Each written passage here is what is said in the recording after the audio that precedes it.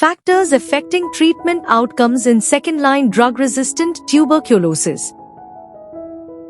This important article is authored by the following scientists.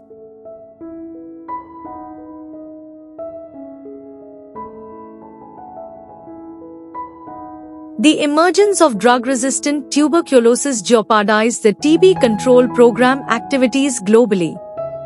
Multidrug-resistant TB is defined as tuberculosis strains resistant to at least two first-line drugs, rifampicin, RIF, and isoniazid, INH.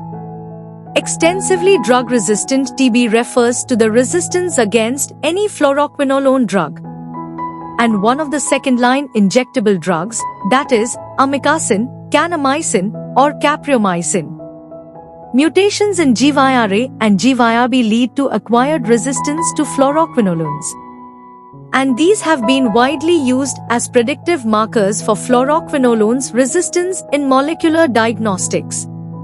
The present study aimed to analyze the treatment outcomes and risk factors associated with fluoroquinolone drug resistance due to mutations in the GYRA and GYRB genes. A total of 258 pulmonary tuberculosis (TB) samples resistant to first-line drugs (H, R, or HR were tested using the genotype MTBDRSL assay for the molecular detection of mutations. Among these samples, 251 were identified as drug-resistant tuberculosis (DRTB), while 7 were sensitive to all first-line anti-TB drugs.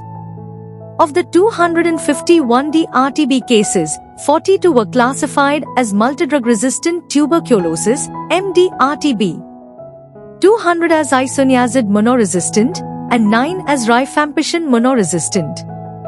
The analysis of the DRTB cases using the MTBDRSL assay revealed that 14 cases had pre-extensively drug-resistant, pre-XDR, fluoroquinolone, 1 had pre-XDR with a second-line injectable, and 1 case was classified as extensively drug-resistant tuberculosis, XDRTB. The remaining 235 cases were sensitive to both fluoroquinolone and second-line injectable drugs. The median age of the study group was 42.7 years, plus or minus 16.4 years. The overall successful treatment outcomes were 70.6% for MDRTB, 82.0% for isoniazid monoresistant cases, and 51% for pre-XDR patients.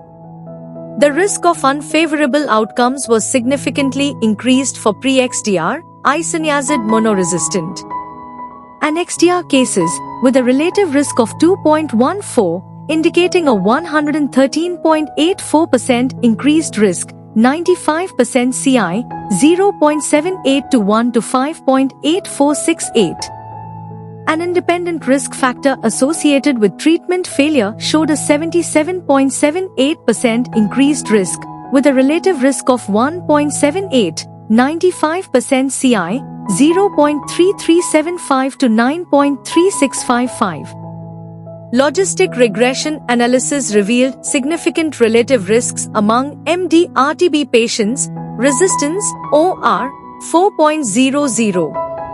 Male gender, OR, 2.02, being aged 61 years and older, OR, 2.26, and having diabetes, OR, 1.075, were associated with increased risks of 84.62%, 95.83%, and 4.76%, respectively. For isoniazid monoresistant cases, significant independent risk factors included being aged 16 to 60, OR, 1.16, and being 61 years or older, OR, 1.18. This study highlights the significant risks associated with isoniazid monoresistance, pre-XDR, and MDR tuberculosis among males, young adults, individuals with diabetes, and patients with a history of treatment failure.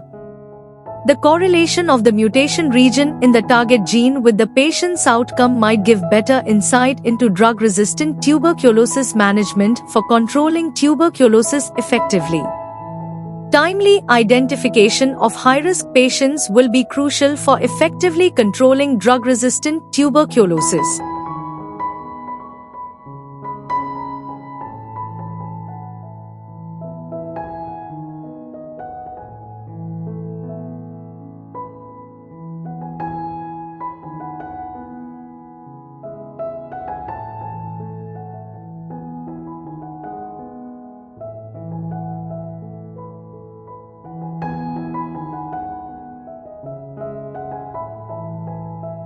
Thank you for watching this video. Please subscribe to our channel to watch more scientific videos.